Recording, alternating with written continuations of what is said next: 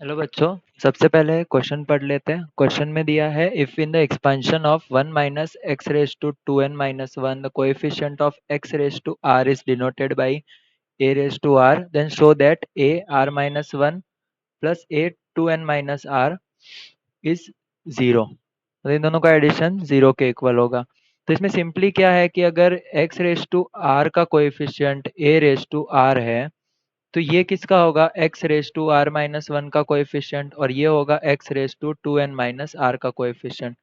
तो यहाँ पे हम फॉर्मूला यूज करने वाले हैं जनरल टर्म का T R plus one is equals to N C R X raise to N minus R and Y raise to are.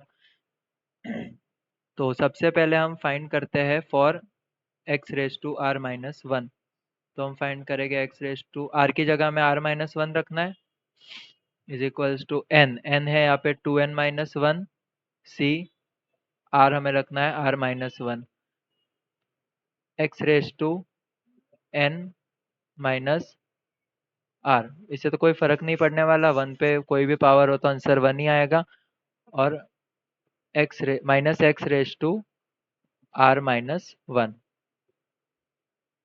तो इसको मैं लिख सकता हूँ two N minus one C are minus one, ये तो one ही रहेगा। और इस माइनस एक्स को मैं लिख सकता हूँ minus one raise to are minus one और x raise to are minus one. तो ये हमें इसका कोएफिशिएंट ये जो मिला है ये होगा ए आर माइनस वन।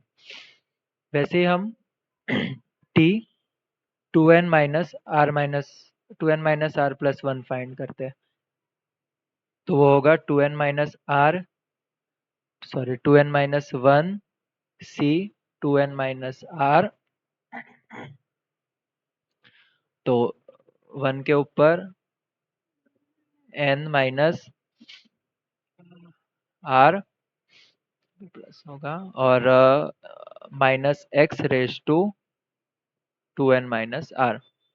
तो ये देखिए ये होगा two N minus one C two N minus R, ये तो वन ही होगा। और इसको मैं लिख minus X raise to two N minus are को लिख सकता हूँ minus one raise to two N minus R into X raise to two N minus are. तो ये जो आया है ये होगा A two N minus are. तो हमने दोनों वैल्यूज फाइंड की। अभी हमें सिंपली दोनों का एडिशन करना है। तो हमारे हमें करना है basically A R minus one plus A two N minus R, A R minus one plus A two N minus are. तो ए आर माइनस वन की वैल्यू हमें क्या मिली है, ए आर माइनस वन की वैल्यू मिली two N minus one C are minus one, two N minus one C are minus one raise to are minus one. इसमें हमें plus करना है to N minus one C two N minus R minus one raise to two N minus R. अभी हम अभी हम combination के formula से इसे ओपन करते हैं। तो minus one raise to are minus one को आगे रखा, two N minus one C are minus one को मैं लिख सकता हूँ two N minus one factorial upon r minus one factorial upon into n minus are. तो two N minus one minus are plus one factorial plus इस minus one raise to two N minus are को आगे ले आता हूँ। तो यहाँ पे बचेगा two N minus one C two N minus are को मैं लिख सकता हूँ two N minus one factorial upon two N minus R factorial two N minus one minus two N plus R factorial. यहाँ पे मैंने ये फॉर्मूला यूज़ किया N C R is equals to factorial N factorial R N minus R factorial.